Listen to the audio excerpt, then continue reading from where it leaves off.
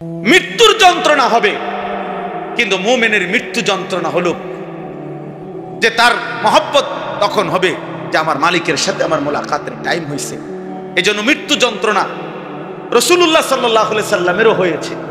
হাদিসে স্পষ্ট আছে, নবীজির স্ত্রী আম্মা জান আয়েশা রাদিয়াল্লাহু তাআলা আনহা তিনি বলছেন, নবীজি ইন্তেকালের পূর্ব মুহূর্তে বারবার ওনার কপাল মোবারক ভিজে যাচ্ছিল ঘামে, আর আমি একটা বাটি পানি আইনা দিছি।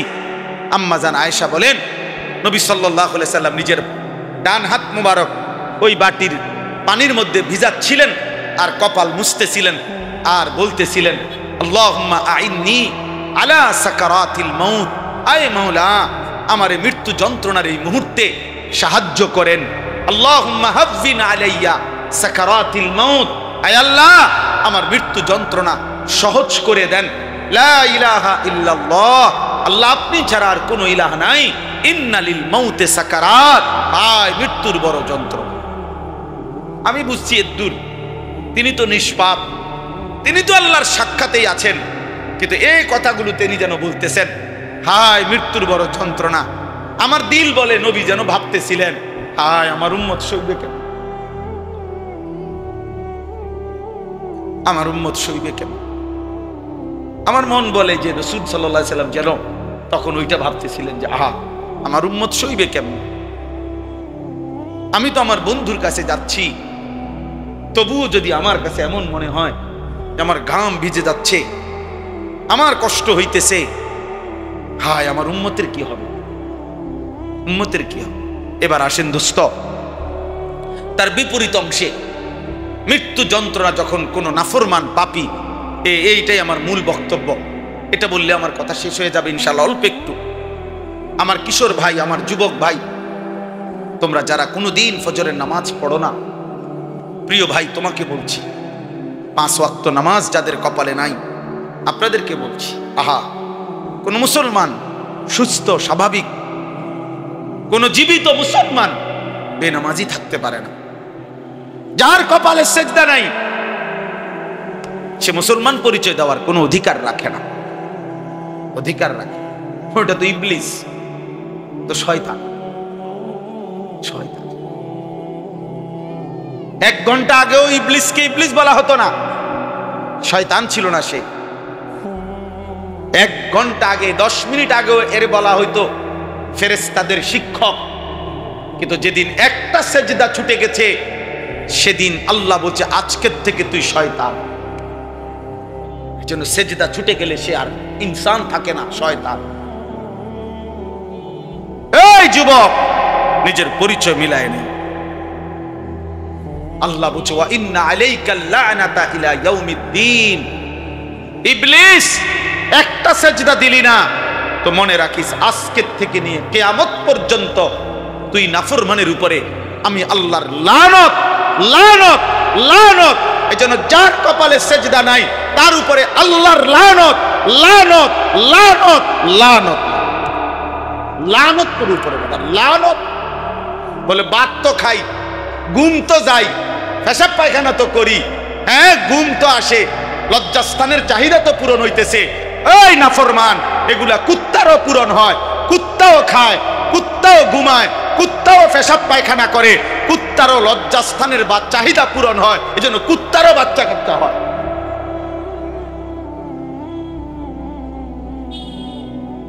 এগুলা জানোয়ারেরও পূরণ হয় না।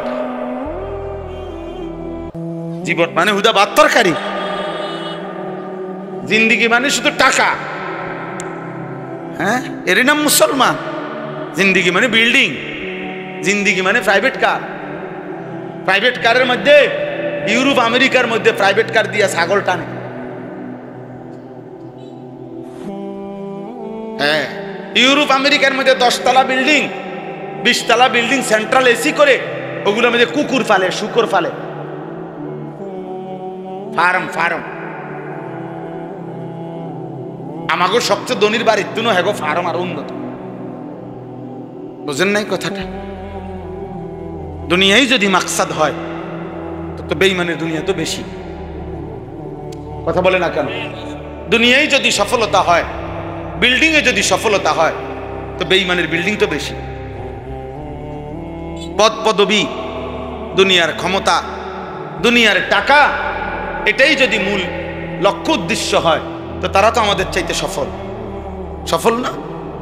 তো কাফেররা সফল, নাফরমানরা সফল, তাইলে এই জন্য আমি শুধু এই কথাটা বলছি ভাইয়া, এই কথাটা শুধু শোনেন।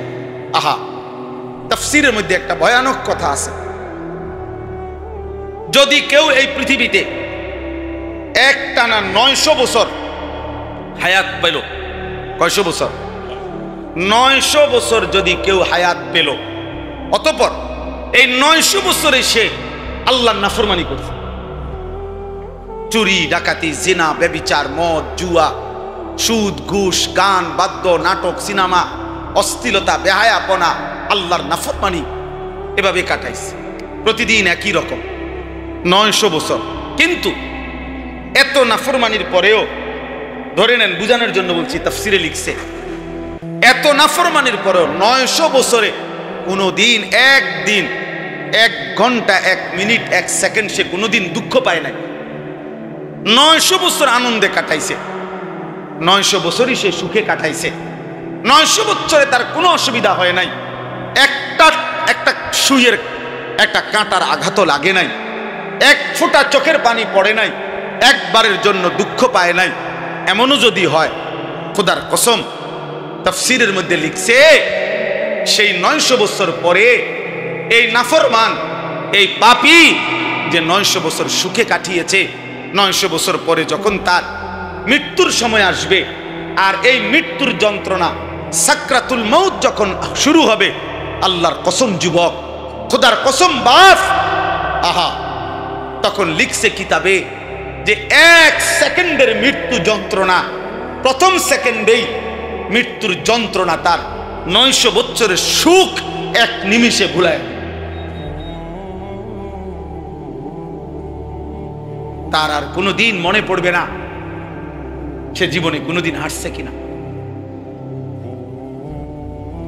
কবরের আযাব তো পরে, জাহান্নামের আযাব তো পরে, হাসরের ময়দানের আযাব তো সামনে, এগুলা পরের খবর। জান কবজের কষ্ট, নাফরমানের জান কবজ করা হবে এভাবে, কোন ব্যান্ডিজ থেকে তুলা যেমনি টেনে টেনে ছিঁড়ে, কোন ব্যান্ডিজ শুকাইয়ে গেলে তুলা যেমন টেনে টেনে ছিঁড়ে, আল্লাহর কসম নবী উদাহরণ দিয়ে বলছে, নাফরমানের রূহটা তার শরীর থেকে মালাকুল মউত আজরাইল ভাবে টাইনা টাইনা ছিঁড়বে, টেনে টেনে। কোন কাবাবের শিক থেকে, কাবাব লোহার মধ্যে যে কাবাব বানায় গোশত ইয়া করে, কাবাবের শিক থেকে যে বেরং গোশত টুকরা টুকরা টাইনা টাইনা বাইর করে, আল্লাহর নবী বলছে নাফরমানের রূহটা তার শরীর থেকে আজরাইল ভাবে টেনে টেনে ছিঁড়ে ছিঁড়ে বের করে, আশ্রয় আশ্রয় বের করে, লোহার চিরুনির মতো আশ্রয়া বের করে।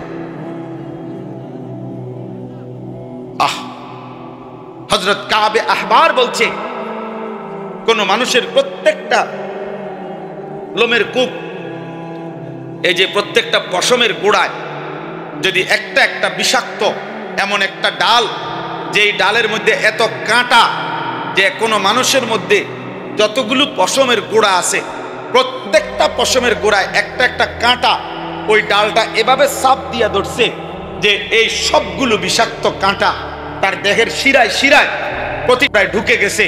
এবার এখান থেকে যদি এই ধারালো বিষাক্ত কাঁটাযুক্ত ডালটি টেনে টেনে বাহির করে, যে পরিমাণ কষ্ট হবে, খোদার কসম তিনি বলেন সাকরাতুল মউত, নাফরমানের মৃত্যু যন্ত্রণা তার চাইতে কোটি গুণ বেশি কষ্ট। সেই সময় কথা, আমার যুবক, আমার কিশোর ভাই, আমার নওজোয়ান বন্ধু, আল্লাহকে ভুলেই থাকো, নবী সাল্লাল্লাহু আলাইহি ওয়াসাল্লামকে ভুলেই থাকো, নামাজ পড়ো না, 12,000 টাকার একটা মোবাইলের কাছে জীবনটা দিয়ে দাও, মোবাইলের কিছু নর্তকী অসভ্য নারীর কাছে এমন সুন্দর জীবন দিয়ে দাও, সমবয়সী কিছু বন্ধুদের আড্ডায় জীবনটা শেষ করে দাও, একটা মোটরসাইকেল চালাইতে চালাইতে জীবনটা শেষ করে দাও। একদিন চোখ মেলে দেখবা, একদিন ঘুম ভাঙলে দেখবা আজরাইল তোমার সামনে কিন্তু তোমার জিন্দেগির পুঁজি বলতে কিছু নেই। পুঁজি বলতে আজরাইল বলবে চলেন, আপনাকে নিতেই আসছি। লা ইস্তাখিরুনা সাআতান ওয়ালা ইস্তাকদিমুন, 1 মিনিট দেরিও হবে না, 1 মিনিট আগেও আসবে। এটাই আল্লাহ বলছেন, ওয়ালাকাদ খালাকনাল ইনসানা। আল্লাহ বলছে তুমি আমার 5টি বেষ্টনীতে আছো। 1, আমি তোমাকে সৃষ্টি করেছি। 2, ওয়া না'লামু মা তুওয়াসবিসু বিহি নাফসু, তোমার অন্তরের ভিতরে, কলিজার ভিতরেও যদি কোনো গুনাহের চাহিদা, কুমন্ত্রণা তৈরি হয়, আমি সেটাও জানি। জানে? কথা বলে না? তাহলে চোখ দিয়ে হইলে জানে, কান দিয়ে হইলে জানে, হাত দিয়ে গুনাহ হইলে জানে। যিনি অন্তরের গভীরেরটাও জানে, তো বাহিরেরটি জানে না? 3, ওয়া নাহনু আকরাবু ইলাইহি মিন হাবলিল ওয়ারিদ। আল্লাহ বলে বান্দা, তোমার শরীরের মধ্যে এই যে আমাদের দেখেন, প্রথম পশম, এরপরে চামড়া, এরপরে ভিতরে গোশত, এরপরে হলো রক্ত। এই চামড়া, পশম, গোশত, রক্তের সাথে কিছু মানুষের প্রত্যেকের কিছু শিরা আছে, রক্তের শিরা বলে এগুলারে, যেগুলো স্যালাইনের লাইনের মতো, তারের মতো, স্যালাইনের তার, এই স্যালাইনের লাইনের মতো ওই রক্তের সাথে মিশ্রিত কিছু শিরা আছে, যেগুলো সারা দেহের রক্ত সার্কুলেশন করে, অর্থাৎ স্যালাইনের ফিতার মতো মানুষের শরীরে। ওই রক্তে, ওই শিরাগুলো রক্তবাহী শিরা, যেগুলো দ্বারা রক্ত প্রবাহিত হয় সারা দেহে, এগুলো যদি ছিঁড়ে যায়, কেটে যায়, তো কিছুক্ষণ পরে মানুষ ধীরে ধীরে নিস্তেজ হইয়া মারা যায়। তো আল্লাহ বলে বান্দা, তোমার পশম না, তোমার চামড়া না, তোমার গোশত নয়, রক্তের সাথে মিশ্রিত যে শিরা উপশিরা আছে, আমি আল্লাহ তার চাইতে বেশি তোমার কাছে আছি। ওয়ারিদ মানে রক্তবাহী শিরা। ওয়া নাহনু আকরাবু ইলাইহি মিন হাবলিল ওয়ারিদ। আমি তো তোমাকে বানিয়েছি, তুমি আড়াল হবা কেমনে? আমি তো তোমার কলজার ভিতরের খবরটাও জানি বাদ্দা, তুমি আমার আড়ালে যাবা কেমনে? আমি তো তোমার শরীরের ভিতরে রক্তের শিরা উপশিরার চাইতেও কাছে আছি, আমার থেকে আড়াল হবা কেমনে বান্দা? মা না দেখে না, আমি না দেখবো কেমনে? দুনিয়াবাসী কেউ রাত 2টায় উলঙ্গ ছবি, নর্তকীর ছবি দেখেছিলে? দুনিয়ার কেউ তো রাত 2টায় দেখে নাই। রব্বুল আলামিন বলে, আমি তো তোমার অস্তিত্বের শিরা উপশিরার চাইতেও বেশি কাছে আছি বান্দা, আমারে আড়াল করবা কেমনে? কেমনে বান্দা? আমারে ফাঁকি দিবা কেমনে? 4 নম্বরে আল্লাহ বলেন, ইজিয়া তালাক্কাল মুতালাক্কিয়ানি আনিল ইয়ামিনি ওয়া আনিশ শিমালি কাঈদ। আল্লাহ বলেন, তোমার ডানে এবং বামে 24 ঘন্টা আমার 2 জন ফেরেশতা মোতায়েন আছে। আছে কিনা? আড়াল হইবা কেমনে? কেমনে বলেন?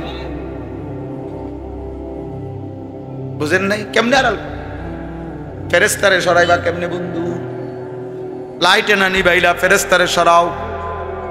চারিদিকে তাকাইলা, মা নাই, বাপ নাই, মালিক তো বলেন ফেরেশতাদেরকে সরাইবা কেমনে? আর শেষ হলো 5 নাম্বার, ওমা মা ইয়ালফিজু মিন কাউলিন ইল্লা লাদাইহি রাকিবুন আতীদ।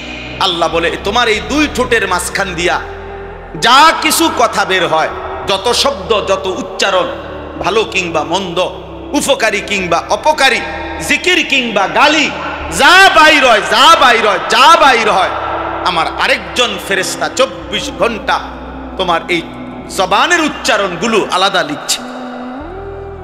আরেকটা ফাইল, কয়টা হলো? 5টা। 1, আমি তোমাকে সৃষ্টি করেছি। 2, তোমার অন্তরের গভীরে যেটা আমি জানি। 3, আমি তোমার অস্তিত্বের রক্তবাহী শিরা উপশিরারও কাছে আছি।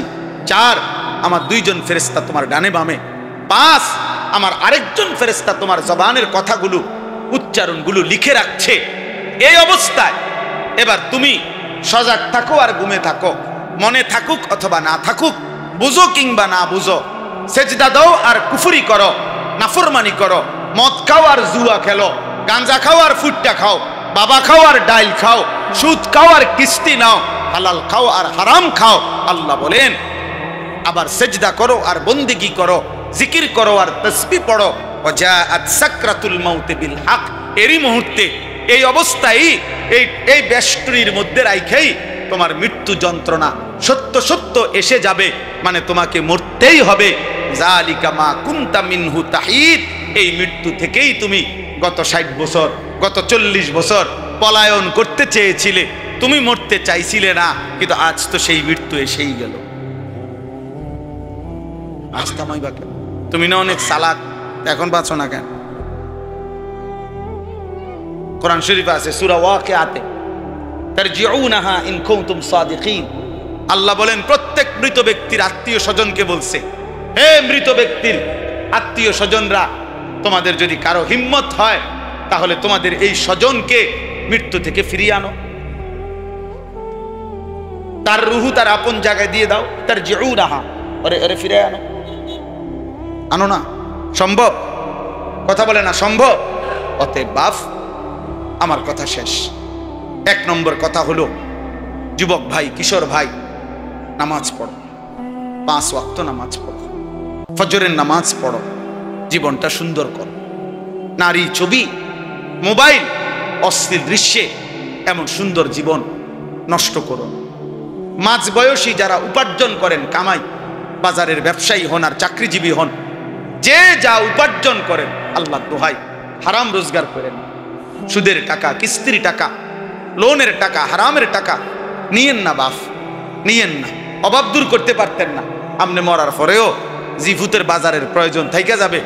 আমনে মরার পরেও সংসারের বহু কিছু নতুন করে বানাইতে হবে। খাট নষ্ট হয়ে যাইব, সোফার গিরা ভাঙ্গা যাইব, জানালার গ্রিল নষ্ট হয়ে যাবে, ফ্রিজ দিয়া পানি পড়বে, এসি দিয়া পানি পড়বে। আমনে মরার পরেও সংসারের সব থাইকা যাবে প্রয়োজন, কিন্তু শুধু শুধু হারাম রোজগার কইরা আপনি গুছাইতে পারতেন না, নিজের আখিরাতটা নষ্ট করবে না। দ্বিতীয় কথা হলো, যত জনের হাতে মোবাইল, এই যে হাতে মোবাইল যারা ধরে ভিডিও বা রেকর্ড করতেছ ছেলেরা, এগুলা বন্ধ করো। একজনও কারো জন্য, হুজুর, পাবলিক, টুফিওয়ালা, টুফি ছাড়া কারো জন্য আমি অনুমতি নাই, নিষেধ করলাম। এরপরে দেখলে আমি ধমক দেব, শক্ত ধমক দেবো, কিন্তু আর পছন্দ না হলে চলে গেলে ভালো, কোনো অসুবিধা নেই, চলে গেলে কোনো সমস্যা নেই, কিন্তু চোখের দিকে তাকাইয়া আল্লাহর কথা শুনলে ফায়দা হবে। মোবাইল হাতে থাকলে মোবাইলের আগ্রহ থাকে, মানে মোবাইলের কথা মনে পড়ে বেশি, মন জমে না, দিল জমে না, কলিজায় কোনো কথা পৌঁছায়। প্রিয় ভাই, প্রতিটি মাহফিল, প্রতিটা আয়োজনের মধ্যে অনেক কষ্ট করতে হয়, অনেক কষ্ট। একটা একটা বাঁশ গাঁথতে কষ্ট আছে। Poster, handbill, mic, pandal, shamiana, উলামায়ে কেরামকে দাওয়াত দেওয়া, যোগাযোগ রাখা, মেহমানদারি করা, আপ্যায়ন করা, মাইকিং করা, পোস্টার লাগানো, হ্যান্ডবিল বিতরণ করা, কালেকশন করা, অনেক কিছু মিলাইলে এরপর একটা মাহফিল। এত কিছু আয়োজনের পরে যদি এটার উদ্দেশ্য হয় কিছু বুট বাদাম বেচা হইল, চটপটি মটপটি খাইলো কিছু লোক, আর ভাল লাগলে একটু শুনলাম, ভালো না লাগলে শুনলাম না, এটা তো ভাই আসলে ইনসাফ না। এটা একটি মাহফিলের উদ্দেশ্য হইতে পারে না। কোন ওয়াজের উদ্দেশ্য এটা নয় যে লোক হইছে, তো লোক হইছে। এত বড় আয়োজনের পরে শব্দ শুধু একটার অপেক্ষায় থাকে যে হ্যাঁ লোক হইছে, লোক হইছে, এত তো লোক হইছে, আর তো কি হইছে? মনে করেন আবু বকর ভাই, আপনাদের মাহফিলে 1 লাখ লোক হয়েছে, তো কি হয়েছে? পরের দিন আপনার মানুষে মাথা তালগি দিয়ে আঁকবো নাকি? তাতে কি হয়েছে? কি লোক হইলে কি হয়েছে? লোক হয়েছে আর কি, তো বুঝলাম। তারপরে কোন মাহফিলের মধ্যে লোক হইলেই ওই মাহফিল কামিয়া, কথা বলে না? তাইলে এটা বলেন, শুধু তো এই কথাটুকুই বুঝিয়ে অর্জন। এই এত দৌড় ঝাঁপ, এত কষ্ট পরিশ্রমের বিনিময়ে এটাই কি পাওনা প্রাপ্য, যে চাওয়া যে মানুষে কৌক যে লোক হয়েছে? লোক হয় নাই, মানুষ গেছে গা, শেষের দিকে মানুষ কমে গেছে। হ্যাঁ, পয়লার দিকে লোক আসিল, আস্তে আস্তে লোক গেছে গা, না আস্তে আস্তে লোক এনে শুয়ে থাকতো। তাহলে এগুলো কি কোনো কথা হইল? আহা, কথা তো ছিল যে সাহাবা বর্ণনা করছেন, হাদিসে আছে যে নবীজি আমাদের কাছে নসিহত করলেন একদিন লম্বা। তো সাহাবীর বলেন হযরত হুযাইফা, হাফিজাহু মান হাফিজা ওয়া নাসিয়াহু মান নাসিয়া। আমরা অনেকেই নবীজির কথাগুলো মুখস্থ করলাম, অনেকে আবার ভুলে গেলাম, কিন্তু তিনি বলেন এতটা মনোযোগ দিয়ে আমরা সবাই শুনছি যে যদিও আমরা তাৎক্ষণিক নবীজির সবগুলো কথা মনে রাখতে পারি নাই, ভুলে গেছি, কিন্তু পরবর্তী জীবনে যখনই ওই রকম কোনো ঘটনা, পরিবেশ, পরিস্থিতি তৈরি হয়েছে, তৎক্ষণাৎ আমাদের মনে পড়ছে যে আল্লাহ নবী এই ব্যাপারে এই কথাটা বলছে। এই হলো মনোযোগ দিয়ে শুনবার বরকত। হতে পারে আজকে সব কথা 5 জন বক্তার 5 ঘন্টার পুরো ওয়াজ, এটা কোনো ক্যাসেট না যে আপনার মাথাটা যে আবার সুইচ টিপ দিলে এটা সবটা আবার আপনার মাথার থেকে বাইর হবে, এটা না। কিন্তু মনোযোগ দিয়ে শুনবার বরকত হলো পরবর্তীতে যখনই ওই প্রেক্ষাপট, ওই পরিস্থিতি তৈরি হয়, তখন সে ওই কথাগুলো মনে পড়ে। দেখবেন মহিলাদের অভ্যাস এটা, মহিলারা বিগত 30 বছরের সংসারের কথা একবারে দাগ নম্বর, খতিয়ান নম্বর সহ, বিএস সিএস আর এস সহ কইটার এবুডি জীবনে কোনো কথা বলে না, বুঝেন না? মহিলারা এটা গেলাম, রিস্কাতে নামলাম, এরপরে ঘরে গিয়ে বোরকাটা খুললাম, এরপরে আল্লাহ আল্লাহ করে মোরাদ বসলাম, এরপরে তোর মামিয়ে 1 গ্লাস পানি দিছে, দেওয়ার পরে শরবত কইছি, শরবত নাই, কি গো বউ, দিছে শরবত, এরপরে তোর মামা আসছে, এইভাবে কয়, এইভাবে মনে রাখে। তাইলে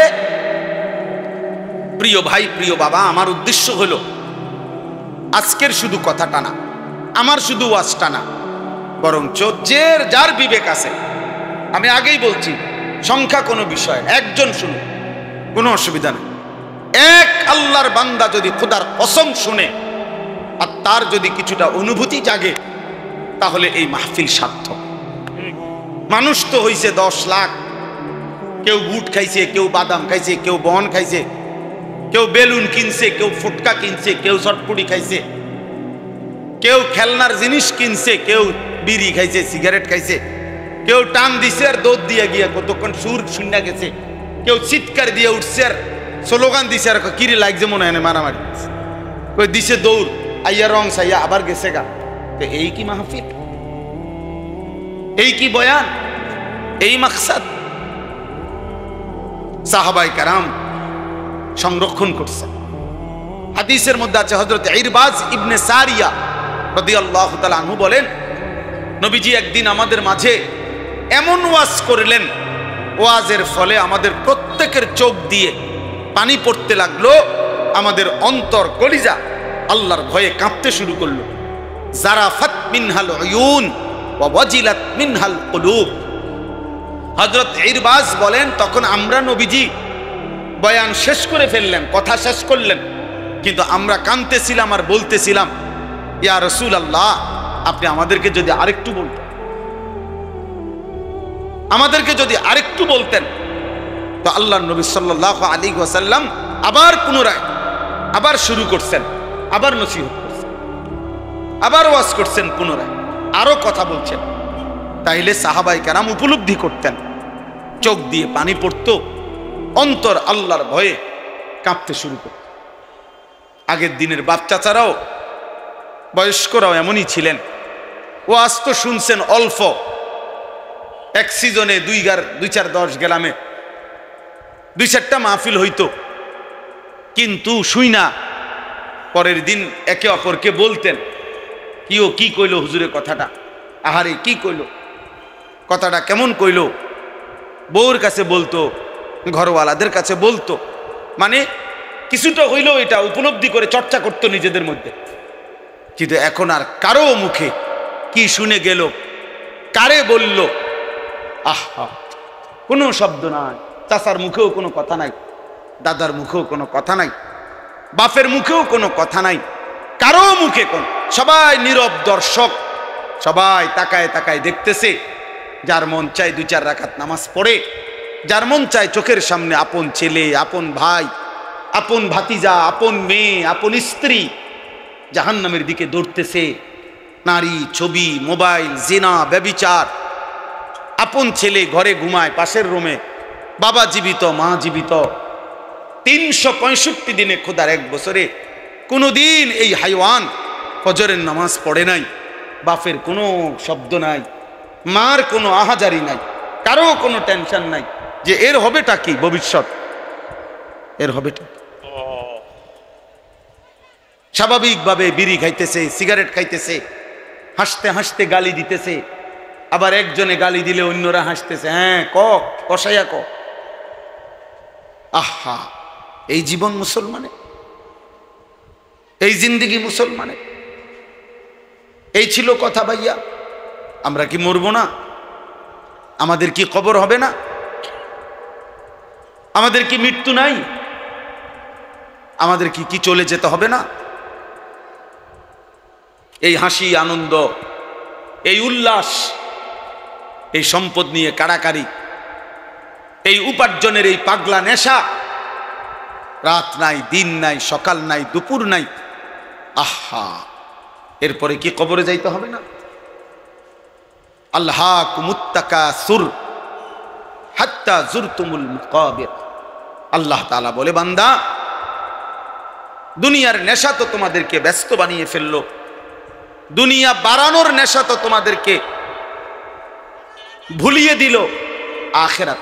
শাগালাকুমুদ দুনিয়া ওয়া আনসাকুমুল আখিরা। দুনিয়া তোমাদেরকে ব্যস্ত করে দিল, আখিরাত ভুলিয়ে দিল। আল্লাহ বলেন, মনে রেখো, হাত্তা যুরতুমুল মাকাবির, এই অবস্থায় তুমি একদিন পৌঁছে যাবে কবরস্থান, একদিন কবরস্থানে পৌঁছে যাবে। একদিন মৃত্যু এসে সব প্ল্যান প্রোগ্রাম সমস্ত কিছু থামাই দিবে।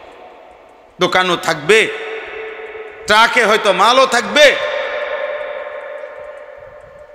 অথবা রাস্তায় হয়তো মাল আসতেছে, আপনি হয়তো কবর। যারহুম ইয়াকুলু ওয়া ইয়াতামাত্তাউ ওয়া ইউলহিহিমুল আমাল ফাসাউফা ইয়ালামুন। আল্লাহ বলে, আমার দুনিয়া লুবি বান্দারে ছেড়ে দাও, ও খাক। ইয়াকুলু, সে খাইতে থাকুক, ওয়া ইয়াতামাত্তাউ, সে দুনিয়া ভোগ করতে থাকুক, ওয়া ইউলহিহিমুল আমাল, সে লম্বা লম্বা আশা করতে থাকুক। ফাসাউফা ইয়ালামুন, অল্প সময়ের ব্যবধানে সে বুঝতে পারবে। মৃত্যু যখন তাকে এসে থামিয়ে দেবে, খোদার কসম, সে বুঝবে, হায়, পেছনটা ধোঁকা ছিল, ধোঁকা। ওয়ামাল হায়াতুদ দুনিয়া ইল্লা মাতাউল গুরুর। তখন সে বুঝবে, লাকাদ কুনতা ফী গাফলাতিন মিন হাদা ফাকাশাফনা আনকা গিতাআকা ফাবাসারুকাল ইয়াওমা হাদীদ। আল্লাহ বলেন, এই আখিরাত, এই মৃত্যু আর পরকাল থেকেই তুমি বান্দা গাফেল ছিলে। দুনিয়ার চোখ বন্ধ করে আমি রব্বুল আলামিন আখিরাতের চোখ খুলে দিলাম। এবার তোমার চোখের পাওয়ার বেড়ে গেল। দুনিয়ার চোখ থাকতে তো তুমি এখান থেকে আধা কিলো দূরেও দেখতা না, কিন্তু যখন কবরে যাইবা বান্দা, আমি আল্লাহ তোমার চোখ এমনে খুলে দেব, কবর থেকেই তুমি জান্নাত পর্যন্ত দেখবা, অথবা জাহান্নাম দেখবা, অথবা আযাবের দৃশ্য দেখবা, অথবা জান্নাতের দৃশ্য দেখবা। ফাবাসারুকাল ইয়াওমা হাদীদ। এজন্য বন্ধু, মানুষের মৃত্যুতে আসলে চোখ বন্ধ হয় না, চোখ খোলে। আমরা দেখি চোখ বন্ধ হইছে, আল্লাহ বলে না, ফাকাশাফনা আনকা গিতাআকা। আমি আল্লাহ তাআলা মূলত চোখের আবরণ খুলে দিলাম।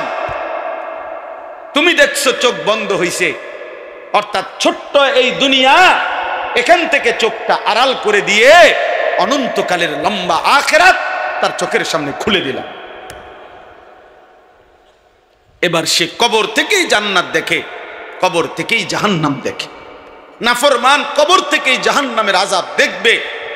আর খোদার কসম হাদিসে আছে, জাহান্নামী নাফরমান বলবে, ইয়া রাব্বি লা তাকুমিস সাআ, হে আল্লাহ কিয়ামত যেন না হয়, এমন কবরে এমন জাহান্নামে আমি কেমনে থাকবো রে মা, কেমনে থাক। এই জন্য দোস্ত, আমি যে আয়াত পড়ছি কোরআনুল কারীমের 26 নম্বর পারা 50 নম্বর সূরা, সূরাটির নাম সূরায়ে কাফ। এই সূরায়ে কাফ, এই সূরার 16, 17, 18, 19 চারটি আয়াত। এই চারটি আয়াতের চতুর্থ আয়াত, আগে প্রথম 3 আয়াতে আল্লাহ তাআলা 5টা কথা বলছেন। আল্লাহ বলছেন, বান্দা প্রত্যেকেই মনে রেখো, তুমি আমার 5টি বিষয়ের অধীনে। তোমার 24 ঘন্টার রাত দিন, সকাল দুপুর, একাকী প্রকাশ্য গোপন, রাত 2টা দিনের 2টা, দরজা বন্ধ করো, সিটকারি লাগাও, লাইট নিভাও, আর যাই করো, পাহাড়ে আশ্রয় নাও আর জঙ্গলে আশ্রয় নাও, 7 তবক জমিনের মাটিতে থাকো অথবা 7 আসমানের উপরে থাকো, তুমি আমার এই 5টি বিষয়ের অধীনে। এই অবস্থাকেই তুমি দুনিয়ায় থাকতে হবে। তোমার ক্ষমতা যতই হোক, তোমার সম্পদ যতই হোক, তোমার শরীর যত মজবুতি হোক, তোমার স্বাস্থ্য যত মজবুতি হোক, তুমি আমার এই 5টা বিষয়ের অধীনে। এটা কি আমি বলতেছি। আর 2 নম্বরে এই 5টি বিষয় 3 আয়াতে বলে 4th নম্বর আয়াতে আল্লাহ তাআলা বলেন, এই 5টি বিষয়ের অধীনে থেকেই একদিন কাজে লাগাও, আর কাজে না লাগাও, তোমার সময়, তোমার হায়াত আমার আনুগত্য করো আর নাফরমানি করো, একদিন তোমাকে এরই মধ্যে মৃত্যুবরণ করতেই হবে। মৃত্যুর যন্ত্রণা শুরু হয়ে যায়।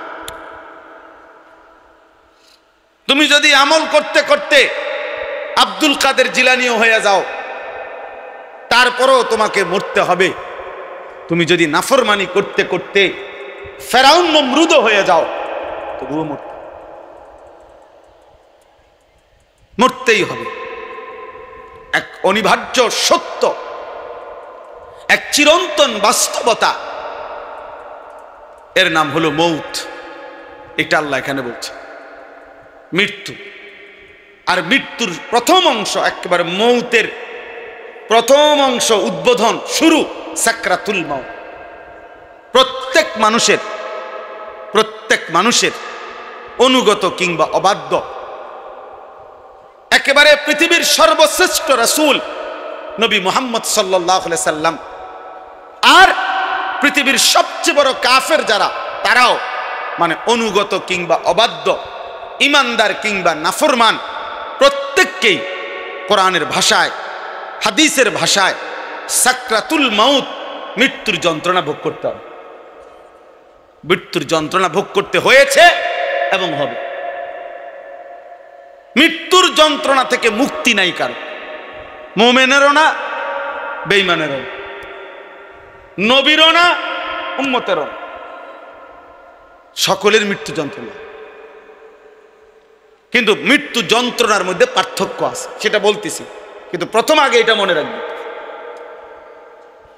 সকলকেই মৃত্যুবরণ করতে হবে, সকলকেই সাকরাতুল মাউত, এটা কোরআনের ভাষা। এটাই হলো মূল আলোচ্য বিষয়, ওয়াজাআত সাকরাতুল মাউত বিল হক। এই কথাটা বোঝানোর জন্যই আমি বলতেছি। আজকে এই ছোট্ট কথাটাই বুঝাইতে চাই। প্রিয় কিশোর যুবক, তোমরাও বাপ, আমার এই কথাটা দেখো দিলে লাগে কিনা, একটু দিল দিয়া শোনো।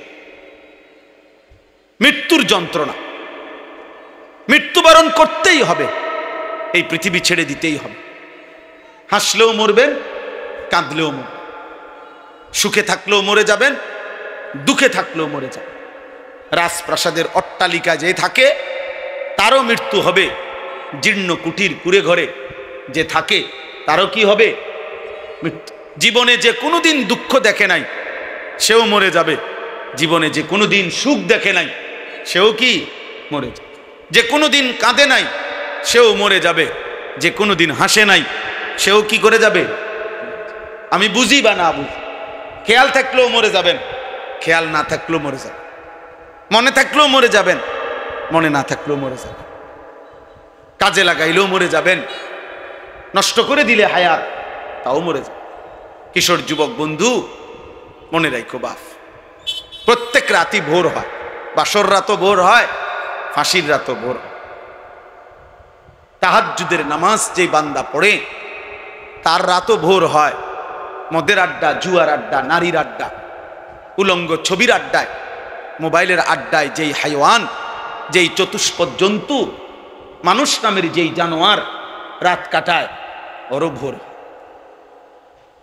ওর ভোর।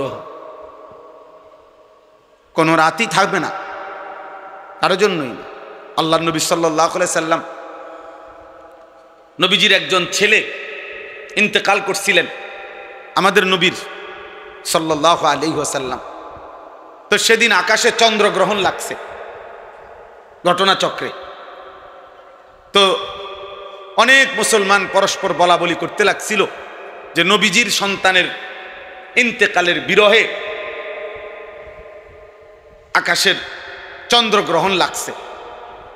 আল্লাহ নবী সাল্লাল্লাহু আলাইহি সাল্লাম শুধু কথাটা শুনছে, সাথে সাথে মসজিদে নববীতে সাহাবাদেরকে ডাকছে, ঘোষণা দেওয়াইছে, সবাই ডাকো, আসতে কও। সবাই নিয়ে আইসা আল্লাহ নবী সাল্লাল্লাহু আলাইহি সাল্লাম খুতবা দিছে, দিয়া পরিষ্কার বলছে, আল্লাহর কসম, কিয়ামত পর্যন্ত মনে রাখবা, নবীজি বলে দিছেন, কারো মৃত্যুতে বা কারো জন্মে সূর্য বা চন্দ্রে গ্রহণ লাগে না, এটা আল্লাহ তাআলার আয়াত, কুদরতের নিদর্শন। এটা কুদরতের কি নিদর্শন। অতএব অনুগত কিংবা অবাধ্য, নেককার কিংবা নাফরমান, কারোর জন্যই এই পৃথিবী থেমে থাকে না, থেমে থাকে না। রাত ভোর হয়েই যায়, সকাল সন্ধ্যা হয়েই যায়, হয়েই যায়।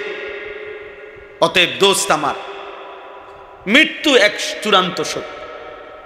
কুল ইন্নাল মাউতাল্লাযী তাফিররুনা মিনহু ফাইন্নাহু মুলাকীকুম। আল্লাহ তাআলা বলেন, হে নবী বলে দিন, মৃত্যু থেকে তোমরা যেখানেই পলায়ন করো না কেন, সে নিজেই তোমাদের সাথে সাক্ষাৎ করবে। আইনামা তাকুনু ইউদরিকুমুল মাউত ওয়ালাউ কুনতুম ফি বুরুজিম মুশাইয়াদা।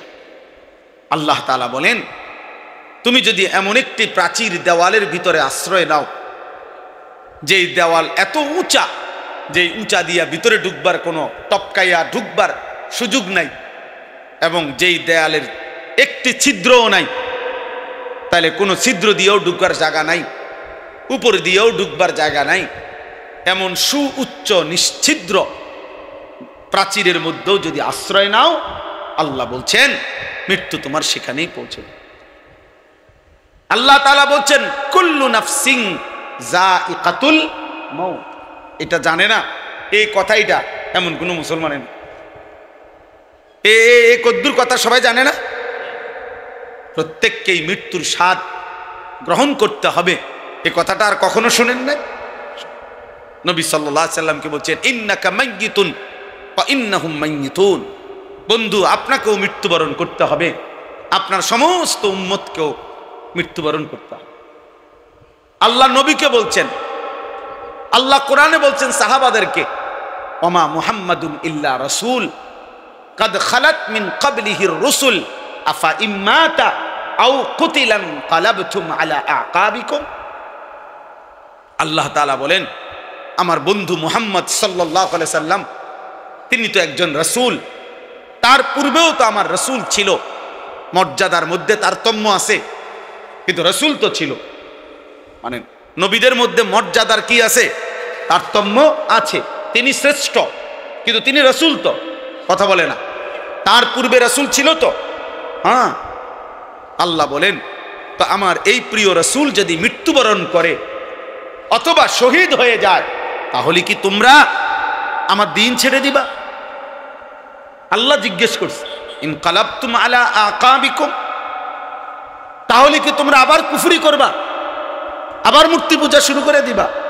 তা আল্লাহ বলছে, সাবধান, মনে রেখো, এতে করে যদি তোমরা কেউ কুফরি করো, আবার আগের জায়গায় ফিরে চলে যাও, তো তোমরা আমার আল্লাহ বলে আমি আল্লাহর এক বিন্দু ফালান ইয়াদুররাল্লাহ শাইআন, তোমরা আল্লাহর এক জাররা বিন্দু কোনো ক্ষতি করতে পারে।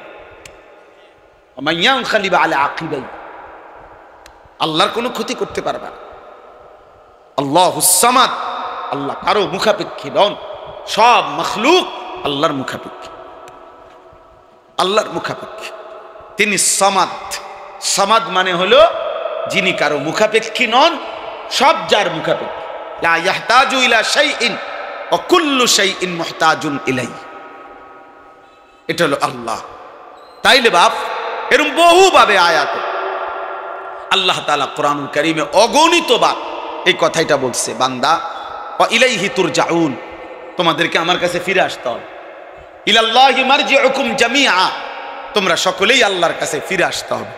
সুম্মা তুরাদ্দুনা ইলা আলিমিল গায়বি ওয়াশ শাহাদা, প্রকাশ্য গোপন সবকিছু বিন্দু বিসর্গ জানেন যেই সত্তা আল্লাহ, তার কাছে তোমাদেরকে তুরাদ্দুন, ফেরত আনা হবে। ওয়া ইলাইহি তুহশারুন, আল্লাহর কাছে তোমরা সব একত্রিত হবে। ইরজিই ইলা রাব্বিক, আল্লাহ বলেন তুমি তোমার রবের কাছে ফিরে আসো। ওয়া আন্নাকুম ইলাইনা লা তুরজাউন, আল্লাহ বলছে বান্দা তোমরা কি ভেবেছো আমার কাছে তোমাদেরকে ফেরত আসতে হবে না? তাহলে এত কথা আল্লাহ বলছে মৃত্যু মৃত্যু মৃত্যু, মৌত মৌত মৌত, কোরআনের মধ্যে বারবার বারবার বারবার। বান্দা থাকতে পারতাম, হাসলেও না কাঁদলেও না, টাকা পয়সা থাকলেও না না থাকলেও, তিন বেলা খানা মিললেও থাকতে পারতাম না, খানা না মিললেও থাকতাম। বাংলাদেশের প্রেসিডেন্ট না, সারা পৃথিবীর প্রেসিডেন্ট হইলেও থাকতে পারতাম না, আবার পৃথিবীর সবচেয়ে বড় ফকির হইলেও থাকতে পারতাম, থাকতে পারতাম। চলে যেতে হবে, ছেড়েই দিতে হবে দুনিয়া, ছেড়েই দিতে হবে, ছেড়েই দিতে হবে, এক অনিবার্য। প্রত্যেক মানুষের তাফসীরের মধ্যে আছে, প্রত্যেক মানুষের মৃত্যুর সময় যখন হবে, সে তখন তার দুনিয়ার বেঁচে থাকার সময়টাকে একেবারে সামান্য মনে করে। সামান্য। আমার কাছে কিতাব আছে, এই যে আয়াত, এই আয়াতের নামে একটা কিতাব আছে আমার কাছে আরবিতে, ওয়াজাআত সাকরাতুল মাউত বিল হক, এই কিতাবের নামে এটা। ডক্টর আইজ আল কারনি, আরব দেশের একজন বিখ্যাত লেখক, উনার লেখা। এই আয়াতটা হুবহু ওই কিতাবের নাম, ওইখানে আছে। হযরত নূহ আলাইহিস সালাম কয়শো বছর বাঁচছিলেন বলে না? 950 বছর। এই 950 বছর পরে তাফসীরের মধ্যে আছে, নূহ আলাইহিস সালামকে মৃত্যুর সময় জিজ্ঞেস করছিল যে হে নবী নূহ, বলেন তো দুনিয়াতে আপনি কতক্ষণ ছিলেন, কতদিন ছিলেন মনে হয়?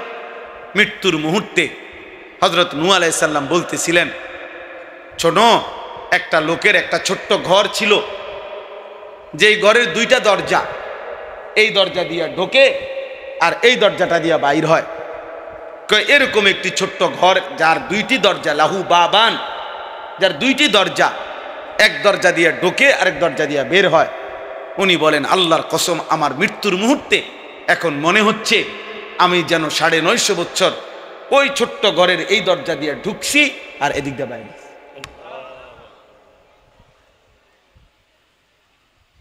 950 বছর যদি এমন মনে হয় দোস্ত, তো 60 বছর কি মনে হয়? 60 বছর কি মনে হবে? 70 বছর কি মনে হবে? 100 বছর কি মনে হবে? কিছুই মনে হবে, মনে হবে যেন আমি ছিলামই না। 309 বছর ঘুমার পরে আসহাবে কাহাফ, তো এই 309 বছর পরে ঘুমের থেকে যখন উঠছে, তো ওরা বুঝতে পারতেছে না যে কতক্ষণ ঘুমাইছে। লাবিসনা ইয়াওমান আও বা'দা ইয়াওম, ওরা ভাবতেছিল আমরা হয়তো একদিন ঘুমাইছি অথবা 2-4-10 ঘন্টা ঘুমাইছি, অথচ ঘুমাইছে 309 বছর। কোরআন শরীফ সূরা কাহফের হযরত উযাইর আলাইহিস সালাম আরেকজন নবী, আল্লাহ তাআলা উনাকে 100 বছর মৃত্যু দিয়ে 100 বছর ফেলে রাখছেন, আবার পরে জাগাইছেন। জিজ্ঞাসা করছেন কতক্ষণ ঘুমিয়ে আছিলা, উনি তাও বলছেন মনে হয় একদিন অথবা তার সামান্য কিছু। এজন্য বন্ধু দুনিয়া ছোট, কুল মাতাউদ দুনিয়া কালিল। আল্লাহ বলছে বন্ধু বলে দেন গোটা দুনিয়ার সমস্ত উপকরণ, সুখের যত সামগ্রী সবটা একত্র করলে কালিল, সামান্য সামান্য সামান্য সামান্য সামান্য। ওমাল হায়াতুদ দুনিয়া ইল্লা মাতাউল গুরুর। আল্লাহ বলছে দুনিয়ার জীবন ধোঁকা। ধোঁকা মানে ধোঁকা কি? এই দেখলাম হাসে, এই দেখলাম কান। আরে আরে তারে তো আমি 3 দিন আগেও দেখলাম। আরে কোন কি ওই লোক মারা গেছে? মানুষ এমন বলে, বলে না? হায় হায়, ওনারে যে আমি গত শুক্রবারেও দেখলাম। এরকম কথার প্রসঙ্গে বলে কি না? এই ক্ষণিকের মধ্যে হারিয়ে যায়। এজন্য মৃত্যু এক বাস্তবতা, মৃত্যু এক সত্য বন্ধু, যা তোমাকে ঠান্ডা করে দিবে। আল্লাহর নবী সাল্লাল্লাহু আলাইহি সাল্লাম বলছেন আকসিরু যিকরা হাজিমিল লাজ্জাত। বলছে উম্মত, এই জিহ্বা আজকে হাজারো স্বাদ বলে দেয়, একটি মাত্র ছোট্ট গোশতের টুকরা, কত গোশত, কত মাছ, কত সবজি, কত তরকারির ভিন্ন ভিন্ন স্বাদ। গরুর গোশত, মুরগির গোশত, খাসির গোশত, কত মাছ আলাদা আলাদা, এই জিহ্বায় লাগলে বলে দেয় আলাদা আলাদা। খোদার কসম নবী বলেন উম্মত, মালাকুল মউতের একটা হাত, তোমার জান কবজের এক মুহূর্ত, মৃত্যু তোমার সমস্ত জিহ্বার স্বাদ ভুলায় দেবে, স্তব্ধ করে দেবে। একটা মিনিট যার নিঃশ্বাস ফেলবার টাইম ছিল না, যার সারাদিন বেচা কিনা, ব্যবসা বেচা কিনা, ঘাম বাইয়া বাইয়া পড়তেছে, দুপুরের খানা বাড়ির মধ্যে লইয়া রাখছে, আসর রক্ত হয়ে গেছে, খানার টাইম নাই, পেশাবে ধরছে, আধা ঘন্টা হইছে, পেশাব করতে যাওয়ার টাইম নাই, কাস্টমারের এত ভিড়, বেচা কিনার এত পেরেশানি। খোদার কসম নবী বলছে উম্মত, মৃত্যু এসে তোমার এই সব ব্যস্ততা স্তব্ধ করে দিবে, তোমার এক মাটির উপরে শোয়াইয়া রাখবে। আর এই পৃথিবী তখনও থাকবে, সূর্য উঠবে, চাঁদ উঠবে, বাকি দোকানগুলোও খুলবে, সিএনজিও চলবে, অটো চলবে, মানুষের চিৎকার চেঁচামেচি, হই হুল্লুর, লাফালাফি, দফাদফি সব চলবে, কিন্তু তুমি মৃত মানুষটা স্তব্ধ হয়ে যাও। মৃত্যু তোমারে থামায় দিবে, মৃত্যু তোমারে থামায় দিবে, মৃত্যু তোমাকে থামিয়ে দেবে। এই সত্যকে অস্বীকার করার, ভুলে যাওয়ার কোনো সিস্টেম নেই আমার ভাই। তো আল্লাহ তাআলা এখানে বলছেন যেই সত্য মৃত্যু, যেই চূড়ান্ত বাস্তবতা মৃত্যু, এই মৃত্যুর পূর্ব মুহূর্তে, এই আমার মূল কথাটা যেটা, এই মৃত্যুর পূর্ব মুহূর্তে সাকরাতুল মউত, মৃত্যুর একটা যন্ত্রণা শুরু হয়। প্রত্যেকের মৃত্যুর একটা যন্ত্রণা, এরপরে জান কবজ হয়। প্রথম মৃত্যুর যন্ত্রণা শুরু হয়, এরপরে আজরাইল জান কবজ করে। এই মৃত্যুর যন্ত্রণা থেকে কেউ মুক্তি পায় না, প্রত্যেক মুমিন, প্রত্যেক কাফের, অনুগত অবাধ্য। কিন্তু পার্থক্য হইল একজন মুমিন, একজন মুত্তাকি, আল্লাহকে যে সেজদা করছে, মালিকের গোলামি যে করেছে, আল্লাহর হুকুম যে মানছে, খোদার কসম তার মৃত্যুর যন্ত্রণা যখন শুরু হয়, তো প্রথম সেকেন্ডেই যদিও যন্ত্রণা, কিন্তু প্রথম মুহূর্তেই মুমিন খুশিতে, আনন্দে উচ্ছ্বল্ল হয়ে যায়, আমার বন্ধুর মোলাকাতের সময় হয়ে গেছে, আমার মালিকের মোলাকাতের টাইম হয়ে গেছে, আর আমি বেশিক্ষণ থাকবো না রে, আমার বন্ধু আমারে ডাক দিছেন, আর আমি বেশিক্ষণ থাকবো না।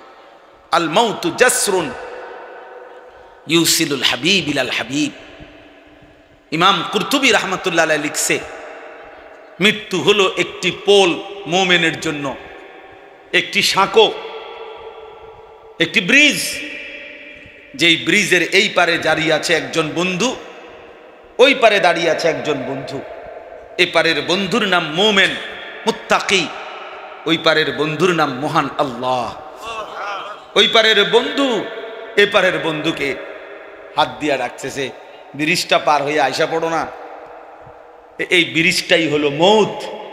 এপারের বন্ধু মোমেন, ওই পারের বন্ধু রব্বুল আলামিনের সাথে মৃত্যুবরণের সাথে সাথেই মোলাকাত হয়। ইউসিলুল হাবিব ইলাল হাবিব, বন্ধু বন্ধুর সাথে মিলিত হয়।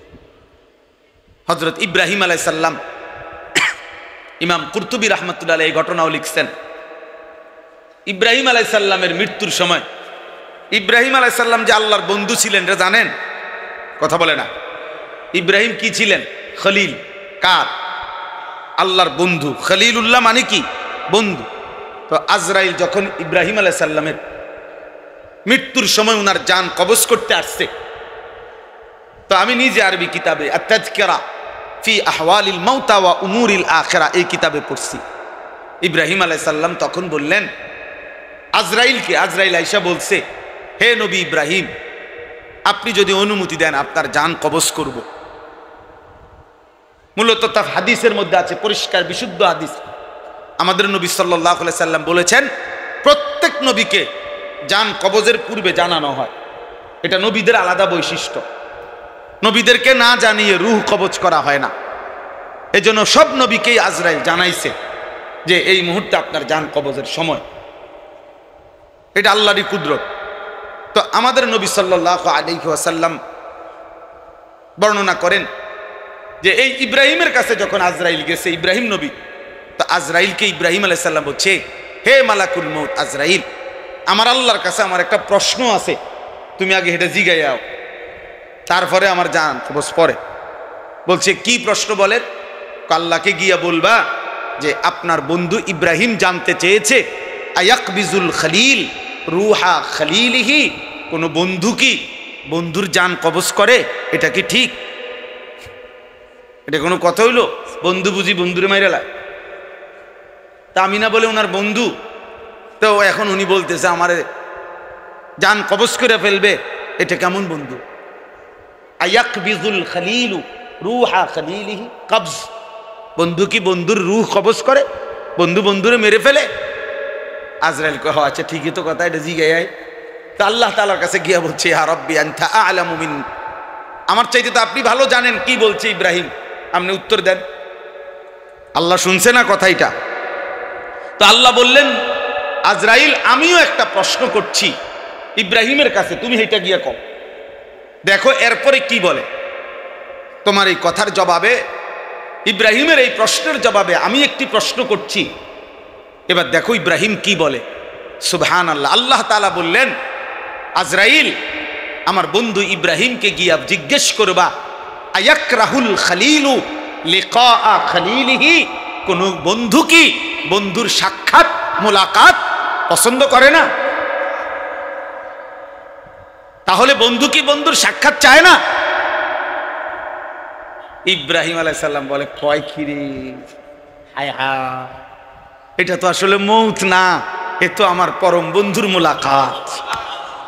এই জন্য ওই কিতাবে লিখছে ইব্রাহিম আলাইহিস সালাম সাথে সাথে বললেন, ইয়া মালাকাল মউত ইকবিজ রূহি আল আন, এখন এই সেকেন্ডে আমার জান কবজ করো, আমি বন্ধুর মোলাকাত চাই। সুবহান সুবহান রাদিয়াতাম মারদিয়া। আল্লাহ বলছে আমিও রাজি, তুমিও রাজি, আর থাকবা কি তাইয়ালাও ইরজিই ইলা রাব্বিক। তাইলে মৃত্যুর যন্ত্রণা হবে, কিন্তু মুমিনের মৃত্যু যন্ত্রণা হলো যে তার মহব্বত তখন হবে যে আমার মালিকের সাথে আমার মোলাকাতের টাইম হয়েছে। এই জন্য মৃত্যু যন্ত্রণা রাসূলুল্লাহ সাল্লাল্লাহু আলাইহি সাল্লামেরও হয়েছে। হাদিসে স্পষ্ট আছে, নবীজির স্ত্রী আম্মা জান আয়েশা রাদিয়াল্লাহু তাআলা আনহা তিনি বলছেন, নবীজি ইন্তেকালের পূর্ব মুহূর্তে বারবার ওনার কপাল মোবারক ভিজে যাচ্ছিল ঘামে, আর আমি একটা বাটি পানি আইনা দিছি। আম্মা জান আয়েশা বলেন, নবী সাল্লাল্লাহু আলাইহি সাল্লাম নিজের ডান হাত মোবারক ওই বাটির পানির মধ্যে ভিজাচ্ছিলেন আর কপাল মুছতেছিলেন আর বলতেছিলেন, আল্লাহুম্মা আইন্নি আলা সাকারাতিল মাউত, আয় মাওলা আমার মৃত্যু যন্ত্রণার এই মুহূর্তে সাহায্য করেন। আল্লাহুম্মা হাফিন আলাইয়া সাকারাতিল মাউত, আয় আল্লাহ আমার মৃত্যু যন্ত্রণা সহজ করে দেন। লা ইলাহা ইল্লাল্লাহ, আল্লাহ আপনি ছাড়া আর কোনো ইলাহ নাই। ইন্না লিল মাউতে সাকারাত, হায় মৃত্যুর বড় যন্ত্রণা। আমি বুঝছি এদ্দুর তিনি তো নিষ্পাপ, তিনি তো আল্লাহর সাক্ষাতেই আছেন, কিন্তু এই কথাগুলো তিনি যেন বলতেছেন হায় মৃত্যুর বড় যন্ত্রণা। আমার দিল বলে নবী যেন ভাবতেছিলেন হায় আমার উম্মত সইবে কেন, আমার উম্মত সইবে কেন। আমার মন বলে যে রাসূল সাল্লাল্লাহু আলাইহি সাল্লাম যেন তখন ওইটা ভাবতেছিলেন যে আহা আমার উম্মত সইবে কেমন। আমি তো আমার বন্ধুর কাছে যাচ্ছি, তবুও যদি আমার কাছে এমন মনে হয় যে আমার ঘাম ভিজে যাচ্ছে, আমার কষ্ট হইতেছে, হায় আমার উম্মতের কি হবে, উম্মতের কি হবে। এবার আসেন দোস্ত, তার বিপরীত অংশে মৃত্যু যন্ত্রণা যখন কোনো নাফরমান পাপী, এইটাই আমার মূল বক্তব্য।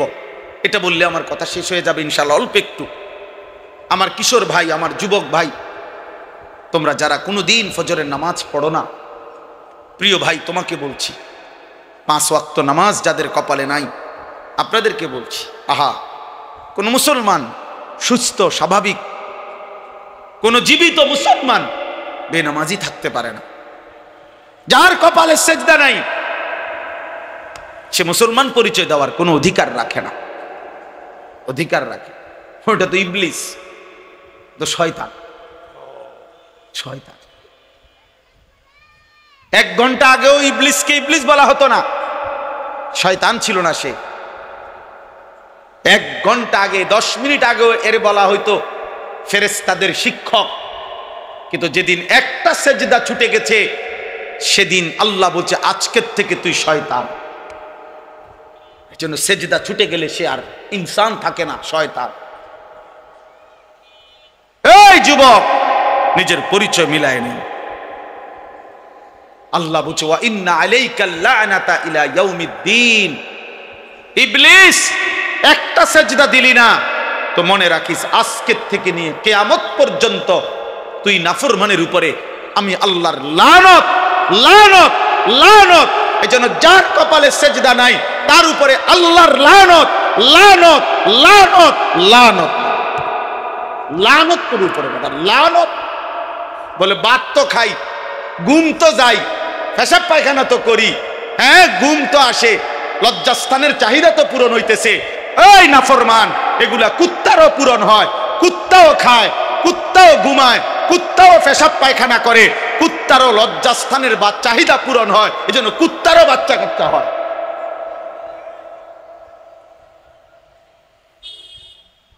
এগুলা জানোয়ারেরও পূরণ হয়। বেটা জীবন মানে হুদা ভাত তরকারি, জিন্দিগি মানে শুধু টাকা, হ্যাঁ এরই নাম মুসলমান। জিন্দিগি মানে বিল্ডিং, জিন্দিগি মানে প্রাইভেট কার। প্রাইভেট কারের মধ্যে ইউরোপ আমেরিকার মধ্যে প্রাইভেট কার দিয়ে ছাগল টানে। হ্যাঁ ইউরোপ আমেরিকার মধ্যে 10 তলা বিল্ডিং, 20 তলা বিল্ডিং, সেন্ট্রাল এসি করে, ওগুলোর মধ্যে কুকুর ফালে, শুকর ফালে, ফার্ম ফার্ম।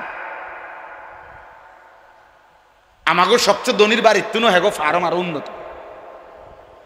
বুঝেন নাই কথাটা? দুনিয়ায় যদি মাকসাদ হয় তো বেঈমানের দুনিয়া তো বেশি। কথা বলে না কেন? দুনিয়ায় যদি সফলতা হয়, বিল্ডিং এ যদি সফলতা হয় তো বেঈমানের বিল্ডিং তো বেশি। পদ পদবী, দুনিয়ার ক্ষমতা, দুনিয়ার টাকা, এটাই যদি মূল লক্ষ্য উদ্দেশ্য হয় তো তারা তো আমাদের চাইতে সফল। সফল না তো কাফেররা সফল, নাফরমানরা সফল, তাইলে এই জন্য আমি শুধু এই কথাটা বলছি ভাইয়া, এই কথাটা শুধু শোনেন। আহা তাফসীরের মধ্যে একটা ভয়ানক কথা আছে, যদি কেউ এই পৃথিবীতে একটানা 900 বছর হায়াত পেল, কয়শো বছর? 900 বছর যদি কেউ হায়াত পেল, অতঃপর এই 900 বছরে সে আল্লাহর নাফরমানি করছে, চুরি ডাকাতি জিনা ব্যভিচার মদ জুয়া সুদ ঘুষ গান বাদ্য নাটক সিনেমা অশ্লীলতা বেহায়াপনা আল্লাহর নাফরমানি এভাবে কাটাইছে, প্রতিদিন একই রকম 900 বছর। কিন্তু এত নাফরমানির পরেও, ধরে নেন বুঝানোর জন্য বলছি, তাফসিরে লিখছে এত নাফরমানির পরেও 900 বছরে কোনোদিন একদিন, 1 ঘন্টা, 1 মিনিট, 1 সেকেন্ড সে কোনোদিন দুঃখ পায় নাই। 900 বছর আনন্দে কাটাইছে, 900 বছরই সে সুখে কাটাইছে।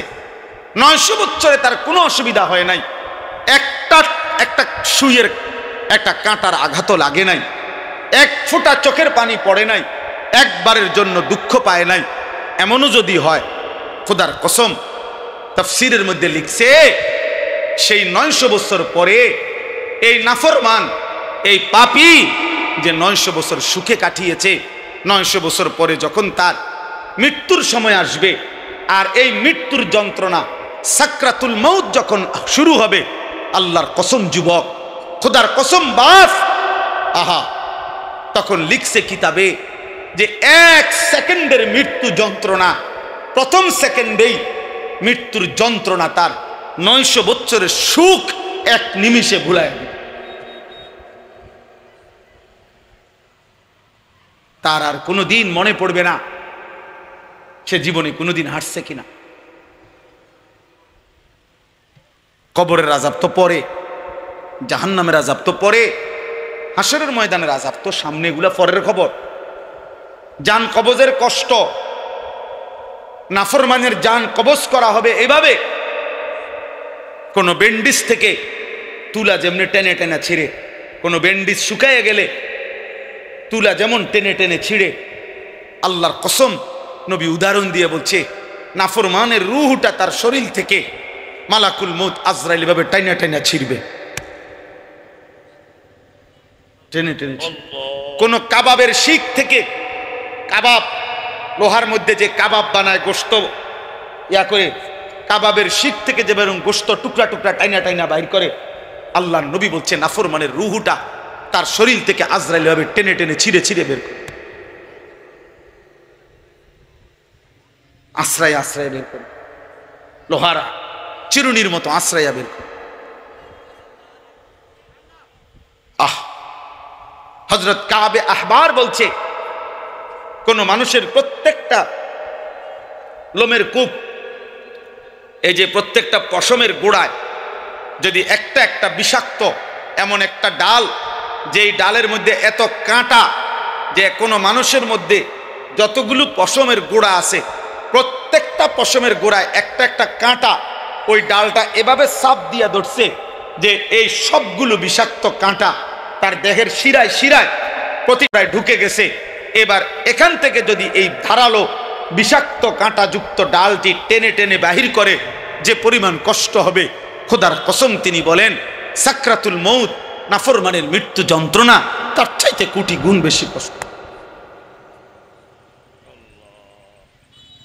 শেষ আমার কথা, আমার যুবক, আমার কিশোর ভাই, আমার নওজোয়ান বন্ধু, আল্লাহকে ভুলেই থাকো, নবী সাল্লাল্লাহু আলাইহি ওয়াসাল্লামকে ভুলেই থাকো, নামাজ পড়ো না, 12,000 টাকার একটা মোবাইলের কাছে জীবনটা দিয়ে দাও, মোবাইলের কিছু নর্তকী অসভ্য নারীর কাছে এমন সুন্দর জীবন দিয়ে দাও, সমবয়সী কিছু বন্ধুদের আড্ডায় জীবনটা শেষ করে দাও, একটা মোটরসাইকেল চালাইতে চালাইতে জীবনটা শেষ করে দাও।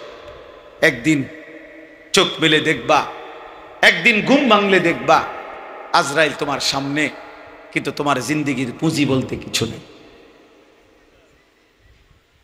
পুঁজি বলতে আজরাইল বলবে চলেন, আপনাকে নিতেই আসছি, লা ইস্তাখিরুনা সাআতান ওয়ালা ইস্তাকদিমুন, 1 মিনিট দেরিও হবে না, 1 মিনিট আগেও আসবেন। এটাই আল্লাহ বলছেন, ওয়ালাকাদ খালাকনাল ইনসানা, আল্লাহ বলছে তুমি আমার 5টি বেষ্টনীতে আছো। 1, আমি তোমাকে সৃষ্টি করেছি। 2, ওয়া না'লামু মা তুওয়াসবিসু বিহি নাফসু, তোমার অন্তরের ভিতরে, কলিজার ভিতরেও যদি কোনো গুনাহের চাহিদা, কুমন্ত্রণা তৈরি হয়, আমি সেটাও জানি। জানে? কথা বলে না? তাহলে চোখ দিয়ে হইলে জানে, কান দিয়ে হইলে জানে, হাত দিয়ে গুনাহ হইলে জানে। যিনি অন্তরের গভীরেরটাও জানে, তো বাহিরেরটি জানে না? 3, ওয়া নাহনু আকরাবু ইলাইহি মিন হাবলিল ওয়ারিদ। আল্লাহ বলে বান্দা তোমার শরীরের মধ্যে এই যে আমাদের দেখেন প্রথম পশম, এরপরে চামড়া, এরপরে ভিতরে গোশত, এরপরে হলো রক্ত। এই চামড়া, পশম, গোশত, রক্তের সাথে কিছু মানুষের প্রত্যেকের কিছু শিরা আছে, রক্তের শিরা বলে এগুলারে, যেগুলো স্যালাইনের লাইনের মতো, তারের মতো, স্যালাইনের তার, এই স্যালাইনের লাইনের মতো ওই রক্তের সাথে মিশ্রিত কিছু শিরা আছে যেগুলো সারা দেহের রক্ত সার্কুলেশন করে, অর্থাৎ স্যালাইনের ফিতার মতো মানুষের শরীরে।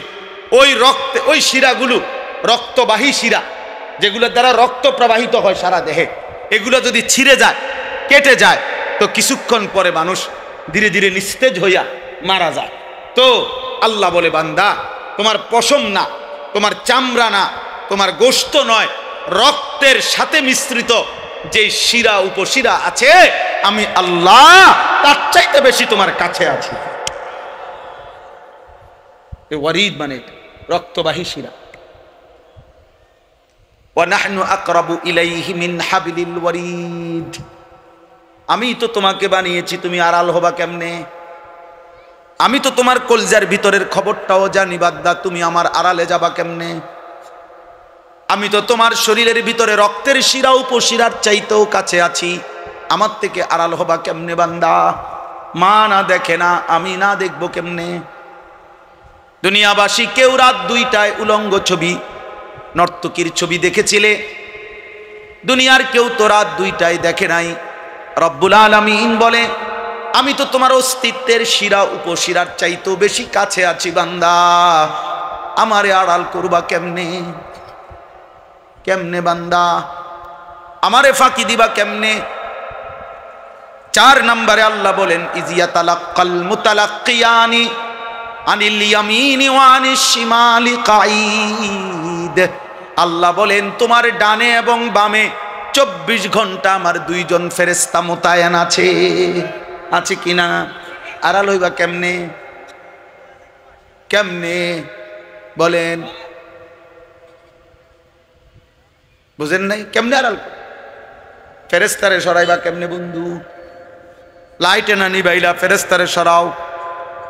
চারিদিকে তাকাইলা, মা নাই বাপ নাই, মালিক তো বলেন ফেরেশতাদেরকে সরাইবা কেমনে? আর শেষ হলো 5 নাম্বার, ওমা মা ইয়ালফিজু মিন কাউলিন ইল্লা লাদাইহি রাকিবুন আতীদ। আল্লাহ বলে তোমার এই 2 ঠোঁটের মাঝখান দিয়া যা কিছু কথা বের হয়, যত শব্দ, যত উচ্চারণ, ভালো কিংবা মন্দ, উপকারী কিংবা অপকারী, জিকির কিংবা গালি, যা বাইর হয়, যা বাইর হয়, যা বাইর হয়, আমার আরেকজন ফেরেশতা 24 ঘন্টা তোমার এই জবানের উচ্চারণগুলো আলাদা লিখছে। আরেকটা ফাইল কয়টা হলো? 5টা। 1, আমি তোমাকে সৃষ্টি করেছি। 2, তোমার অন্তরের গভীরে যেটা আমি জানি। 3, আমি তোমার অস্তিত্বের রক্তবাহী শিরা উপশিরারও কাছে আছি। 4, আমার 2 জন ফেরেশতা তোমার ডানে বামে। 5, আমার আরেকজন ফেরেশতা তোমার জবানের কথাগুলো, উচ্চারণগুলো লিখে রাখছে। এই অবস্থায় এবার তুমি সজাগ থাকো আর ঘুমে থাকো, মনে থাকুক অথবা না থাকুক, বুঝো কিংবা না বুঝো, সেজদা দাও আর কুফরি করো, নাফরমানি করো, মদ খাও আর জুয়া খেলো, গাঁজা খাও আর ফুটটা খাও, বাবা খাও আর ডাইল খাও, সুদ খাও আর কিস্তি নাও, হালাল খাও আর হারাম খাও। আল্লাহ বলেন আবার সেজদা করো আর বন্দেগী করো, জিকির করো আর তাসবিহ পড়ো। ওয়াজাআত সাকরাতুল মাউত বিল হক। এরই মুহূর্তে, এই অবস্থায়, এই বেষ্টনীর মধ্যে রাইখেই তোমার মৃত্যু যন্ত্রণা সত্য সত্য এসে যাবে, মানে তোমাকে মরতেই হবে। যালিকা মা কুনতা মিনহু তাহিদ। এই মৃত্যু থেকেই তুমি গত 60 বছর, গত 40 বছর পলায়ন করতে চেয়েছিলে, তুমি মরতে চাইছিলে না, কিন্তু আজ তো সেই মৃত্যু এসেই গেল। আজ থামাইবা কেন? তুমি না অনেক চালাক, এখন বাঁচো না কেন? কোরআন শরীফে আছে সূরা ওয়াকিয়াতে, তারজিউনাহা ইন কুনতুম সাদিকিন। আল্লাহ বলেন প্রত্যেক মৃত ব্যক্তির আত্মীয় স্বজনকে বলছে, হে মৃত ব্যক্তির আত্মীয় স্বজনরা, তোমাদের যদি কারো হিম্মত হয় তাহলে তোমাদের এই স্বজনকে মৃত্যু থেকে ফিরিয়ে আনো।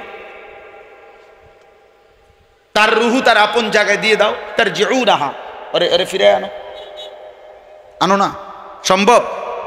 কথা বলে না সম্ভব। অতএব বাপ, আমার কথা শেষ। 1 নম্বর কথা হলো, যুবক ভাই, কিশোর ভাই, নামাজ পড়ো, 5 ওয়াক্ত নামাজ পড়ো, ফজরের নামাজ পড়ো, জীবনটা সুন্দর করো। নারী, ছবি, মোবাইল, অশ্লীল দৃশ্যে এমন সুন্দর জীবন নষ্ট করুন। মাঝ বয়সী যারা উপার্জন করেন, কামাই, বাজারের ব্যবসায়ী হন আর চাকরিজীবী হন, যে যা উপার্জন করেন, আল্লাহ দোহাই হারাম রোজগার করেন। সুদের টাকা, কিস্তির টাকা, লোনের টাকা, হারামের টাকা নিয়েন না বাপ, নিয়েন না। অভাব দূর করতে পারতেন না, আমনে মরার পরেও জিভুতের বাজারের প্রয়োজন থাইকা যাবে। আমনে মরার পরেও সংসারের বহু কিছু নতুন করে বানাইতে হবে। খাট নষ্ট হয়ে যাইব, সোফার গিরা ভাঙ্গা যাইব, জানালার গ্রিল নষ্ট হয়ে যাবে, ফ্রিজ দিয়া পানি পড়বে, এসি দিয়া পানি পড়বে। আমনে মরার পরেও সংসারের সব থাইকা যাবে প্রয়োজন, কিন্তু শুধু শুধু হারাম রোজগার কইরা আপনি গুছাইতে পারতেন না, নিজের আখিরাতটা নষ্ট করবেন না। এজন্য দয়া করে হারাম থেকে বাঁচেন, হারাম থেকে বাঁচেন। আর শেষ কথা হলো, রাসূলুল্লাহ সাল্লাল্লাহু আলাইহি সাল্লামের একটি সুন্নাত, নবীজির একটা সুন্নাত, নবীজির একটি জীবনের অনুসরণ জওয়ান, বুড়া, নারী, পুরুষ, আমি আপনি সবাই করবার চেষ্টা করবেন। আমাদের জিন্দেগি মানেই সুন্নাত, সুন্নাতেই জীবন। এক মোমেন চলবে কেমনে? সুন্নাতের আলোকেই চলবে। নবীজির হাসি, কান্না, আনন্দ, বেদনা, নবীজির আহার, নিদ্রা, চলা ফেরা, চুল, দাড়ি, লেবাস, পোশাক, আয়, রোজগার, বাজার, ব্যবসা, সব ব্যাপারে আল্লাহর নবী সাল্লাল্লাহু আলাইহি সাল্লাম যা বলেছেন, যা করেছেন, সাহাবায়ে কেরামের মাধ্যমে যা প্রচার করেছেন, সবটুকুই আমাদের জন্য অনুসরণীয়। সুন্নাতই আমাদের জীবন, সুন্নাতই আমাদের অনুসরণ, সুন্নাতেই আমাদের কামিয়াবি। রাসূলুল্লাহ সাল্লাল্লাহু আলাইহি সাল্লামের অনুসরণের মধ্যেই আমাদের সফলতা। এজন্য এটা আমাদের জীবনের জন্য জরুরি। আমি এজন্য শেষ অনুরোধ করছি, আমি প্রত্যেক দিন মাহফিলে একটা কিতাব বিক্রি করি। এই কিতাবটা তালিমুস সুন্নাহ, এই কিতাবটা প্রায় 650 পৃষ্ঠা ব্যাপী, বাংলা ভাষায় আমাদের প্রিয় নবী সাল্লাল্লাহু আলাইহি সাল্লামের জীবনের উপরে, নবীজির যত সুন্নত, একেবারে ছোট্ট থেকে ছোট্ট, বড় থেকে বড়, বিন্দু বিসর্গ সুন্নাত এই কিতাবের মধ্যে আছে। একেবারে সব প্রামাণ্য দলিল সহ নবীজির জীবনের একটি সুন্নাত এই কিতাবের মধ্যে আছে। একটি পূর্ণাঙ্গ কিতাব এটা। ইচ্ছা করে আমি বাংলাদেশের ঢাকা গাজীপুরের একজন বড় বুজুর্গ, আল্লাহওয়ালা, শায়েখে দেওনা অধ্যক্ষ মিজানুর রহমান চৌধুরী হযরত, অনেক বড় বুজুর্গ, ওলামায়ে কেরামের কাছে অনেক শ্রদ্ধেয় ব্যক্তি, উনি লিখিত এই কিতাবটা বাংলা ভাষায় এত মোটা, পূর্ণাঙ্গ, সুন্নাতের উপরে আর কোনো কিতাব নাই। এই জন্য এটা আপনাদের কাছে বললাম। আমার ওই সাদা গাড়িতে এটা বিক্রি হয় 400 টাকা। যদি কারো সুযোগ হয় যাওয়ার সময় কিনবেন। আল্লাহ তাআলা আপনাদেরকে তৌফিক দান করেন। আমাদের জন্য দোয়া করবেন, আমাদের মসজিদ, মাদ্রাসা, দ্বীনি খেদমতের জন্য আপনারা দোয়া করবেন। আল্লাহ তাআলা আপনাদের সবাইকে ঈমান আমলের জীবন দান করেন। আজকের এই মাহফিল আল্লাহ কবুল করেন। সুবহানাল্লাহি বিহামদি। নামাজের পরে আবার যথারীতি ইনশাআল্লাহ হযরত উলামায়ে কেরাম বয়ান করবেন, সবাই আসবেন ইনশাআল্লাহ। আলহামদুলিল্লাহ। বার আল্লাহর জন্যই জমা হওয়ার তৌফিক দান করেছেন, আলহামদুলিল্লাহ।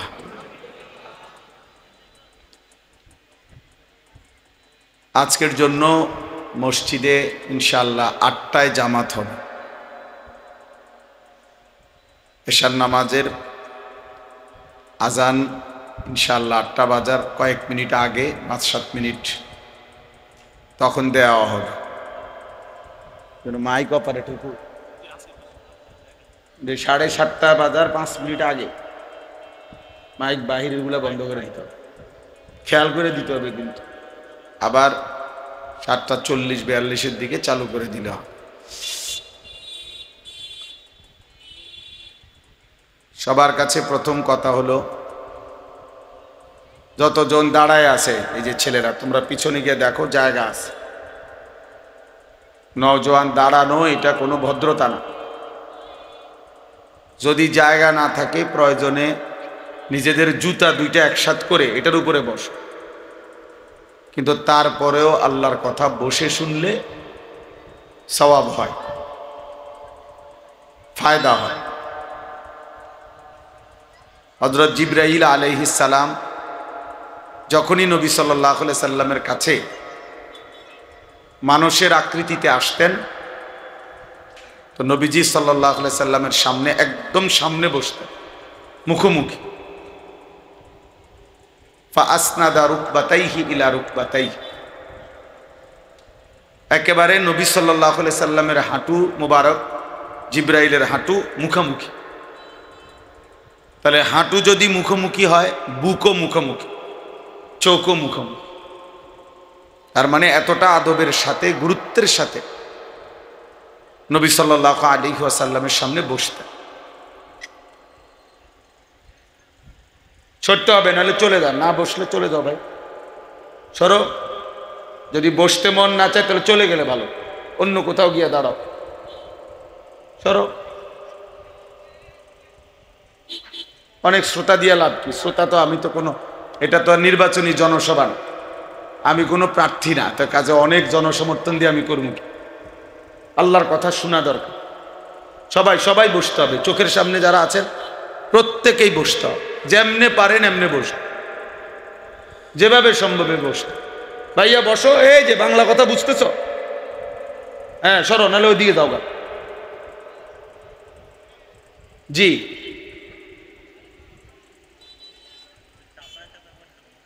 না বসলে না বসুক, বাদ দেন, যার দরকার সে বসবে, নির্দিষ্ট কোনো সংখ্যা জরুরি না। খুব বেশি হইলেও সফলতার কিছু নাই, কম হইলেও ব্যর্থতার কিছু। সফলতা কিংবা ব্যর্থতার জন্য সংখ্যা কোনো বিষয় না। কোরআনুল কারীমের মধ্যে বারবার আল্লাহ বলছে, ওয়া কালিলুম মিন ইবাদিয়াশ শাকুর কালিলাম মা তাশকুরুন কালিলাম মা তাযাক্কারুন কাম মিন ফিআতিন কালিলা গালাবাত ফিআতান কাসীরা ওয়া ইন ইয়াকুম মিনকুম 20 সাবিরুনা ইয়াগলিবু মিআতাইন। এই সব আয়াতের অর্থ এক। আল্লাহ বলছে, আমার কথা শুনে কম, আমার কথা থেকে উপদেশ গ্রহণ করে কম, আমি আল্লাহর কৃতজ্ঞতা আদায় করে কম, কম সংখ্যক মুমিন বিজয় লাভ করে বেশি সংখ্যকের উপর। এই সব জায়গায় শব্দটা আছে, কম কম কম। তাহলে সংখ্যা কোনো বিষয়, কম হোক বেশি হোক এতে কোনো কোনো সমস্যা। লোক হয়েছে না তার আর মাহফিলে, তো কি হয়েছে? এই জন্য আল্লাহর কথা যা হয়েছে এগুলা ব্যর্থ। অনেক 10 লাখ লোক হয়েছে, তো সবার কবর রাজাব মাপ, এটা জরুরি। তো বললাম যে একটা উদাহরণ দিলে এই গুরুত্বটা বুঝবে। রাসূলুল্লাহ সাল্লাল্লাহু আলাইহি ওয়াসাল্লামের বিখ্যাত সাহাবী হযরত বারা ইবনে আযিব রাদিয়াল্লাহু তাআলা আনহু, উনি বর্ণনা করেছেন যে নবী সাল্লাল্লাহু আলাইহি ওয়াসাল্লামের সাথে একদিন আমরা সাহাবারা একজন সাহাবীর জানাজা পড়তে গেলাম। জানাজা, তো জানাজার জায়গায় গিয়ে দেখলাম, নবীজিও দেখলেন, ওয়ালাম্মা ইয়ালহাদ, এখনো কবর খোঁড়া হয় নাই, মানে কবর খোঁড়া আর একটু বাকি আছে। তো নবী সাল্লাল্লাহু আলাইহি সাল্লাম সাথে সাথে ওইখানেই, সাহাবী বলতেছেন, ফাজালাসা ওয়া জালাসনা হাওলাহু, নবীজি সেখানেই বসে গেলেন আর আমরাও নবীজির আশপাশে বসে গেলাম, এবং এতটা মনোযোগ দিয়ে বসলাম যে কাআন্না আলা রুউসিনা তাইর, কোনো নড়াচড়া করলাম না, মনে হচ্ছিল যেন আমাদের মাথার উপরে পাখি বসছে। তো এরপরে তিনি বলেন যে আল্লাহর নবী সাল্লাল্লাহু আলাইহি সাল্লাম কবরের উপরে, মৃত্যু পরবর্তী জিন্দেগির উপরে লম্বা বয়ান করা শুরু করছে এবং আমরা মনোযোগ দিয়ে শুনলাম।